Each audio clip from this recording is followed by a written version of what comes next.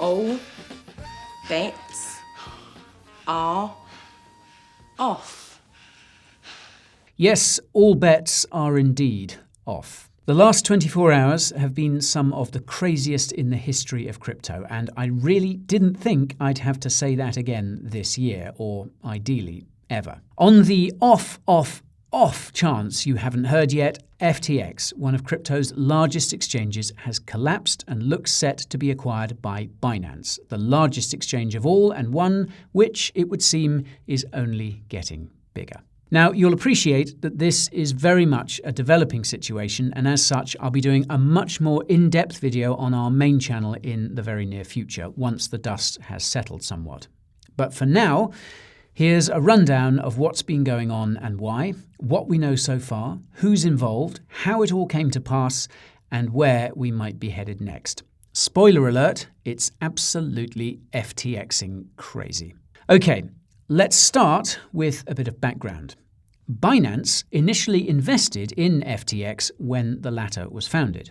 It seems that FTX got sick of its bigger brother constantly looking over its shoulder because the exchange bought back Binance's stake last year.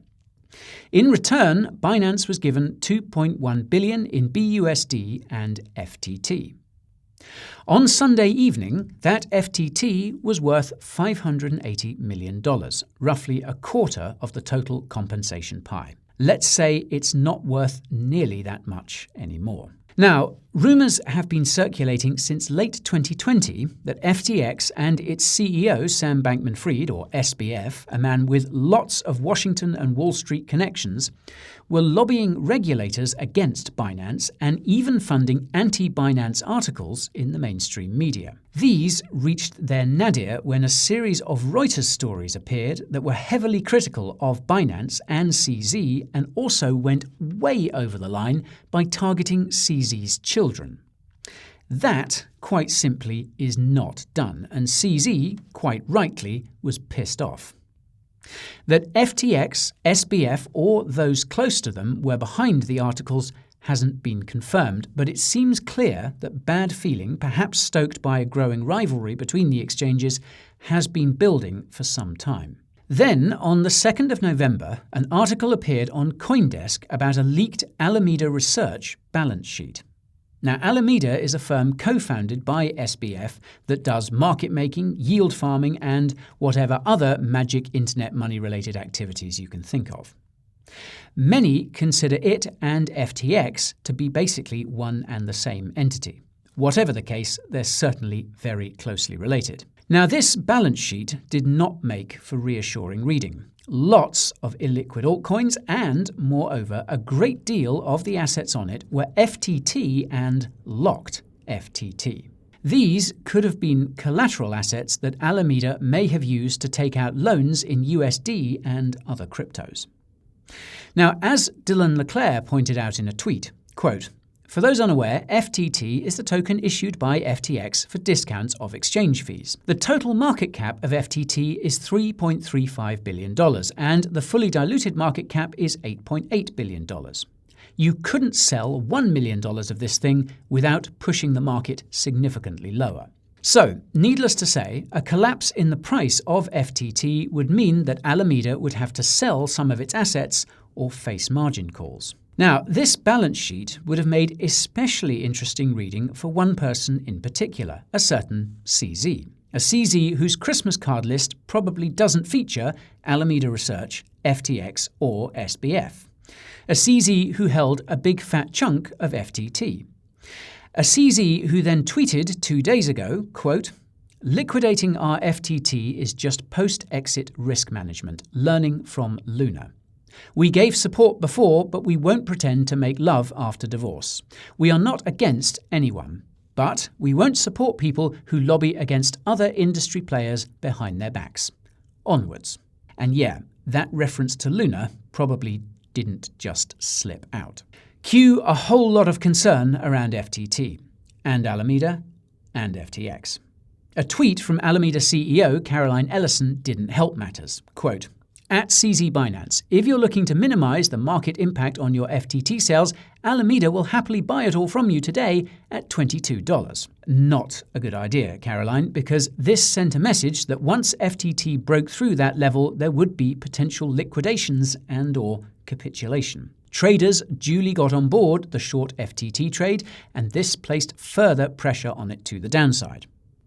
Naturally, the FUD this all generated also extended to FTX, issuer of FTT, which is of course the main token of FTX's ecosystem.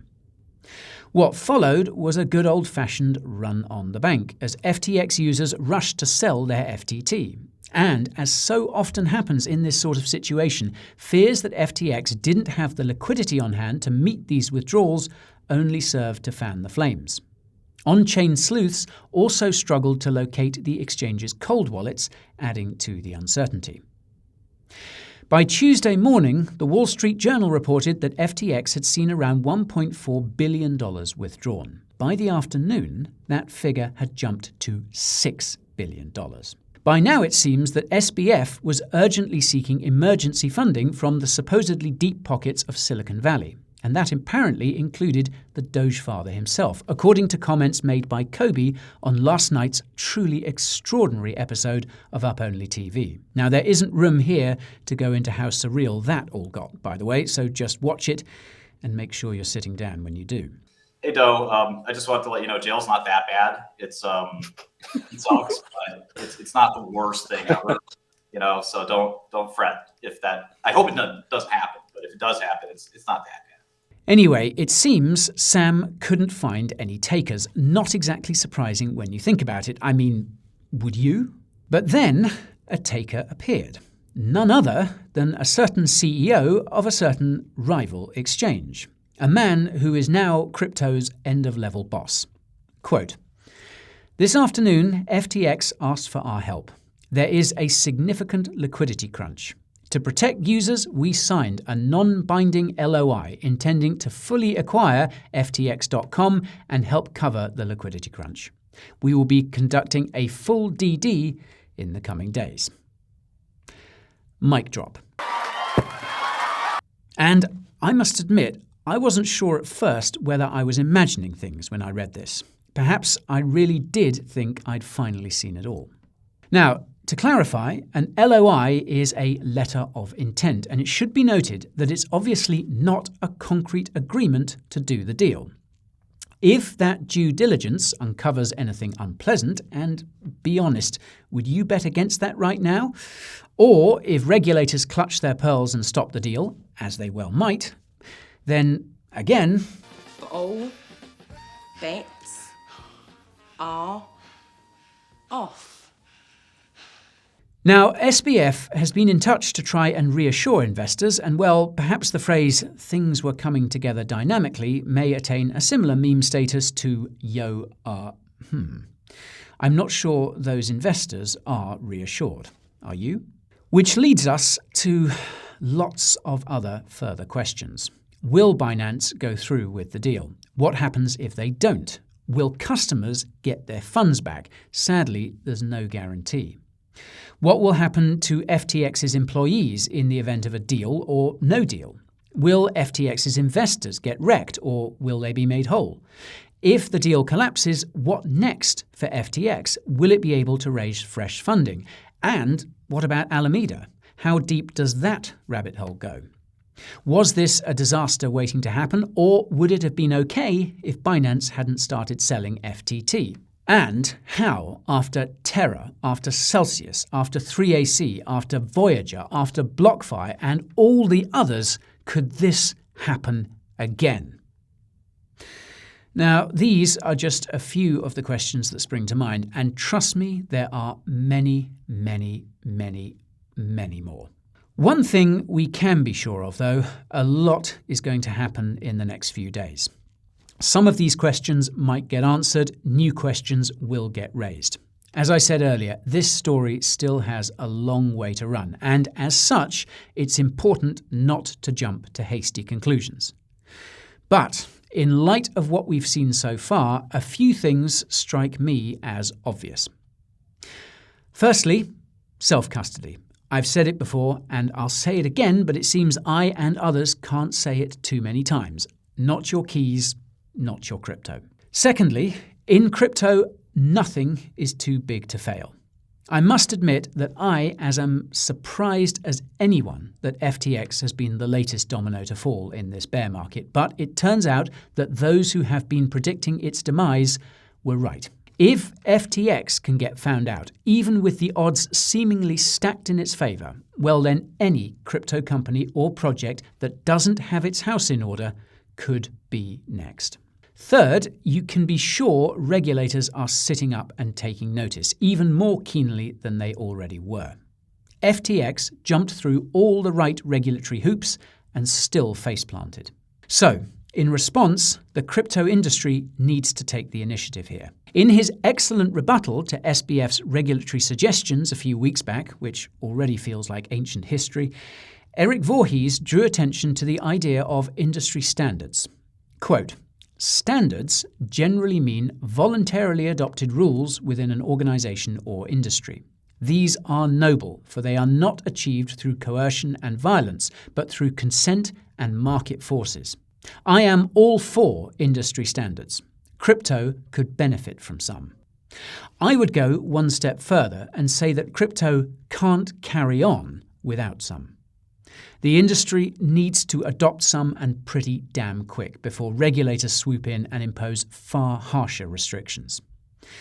I mentioned in a previous video that such standards should apply to stablecoin reserves, and I would argue that they should now be applied to the auditing of exchange reserves. If an exchange's reserves aren't audited and viewable, then no one should trade on it. CZ himself has already highlighted that Binance is working on this, and the sooner it and every other exchange does, the better, because we can't go on like this.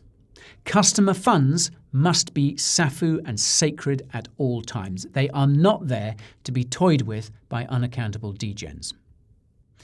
Fourth, we all know crypto is a hyper-competitive space with rival projects constantly clashing both in public and behind the scenes.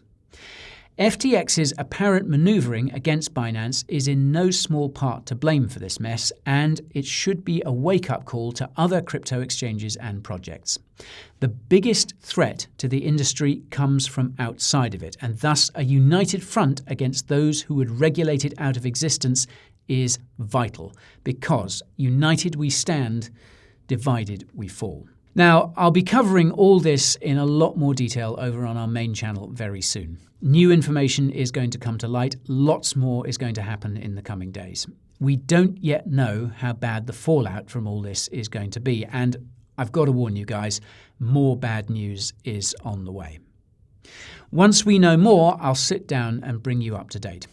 Now, these are tough days for our industry, perhaps the toughest it has yet faced, and I say that as someone who first got into crypto around the time Mt. Gox was imploding. Crypto will survive, but damn it, we just don't make it any easier for ourselves, do we?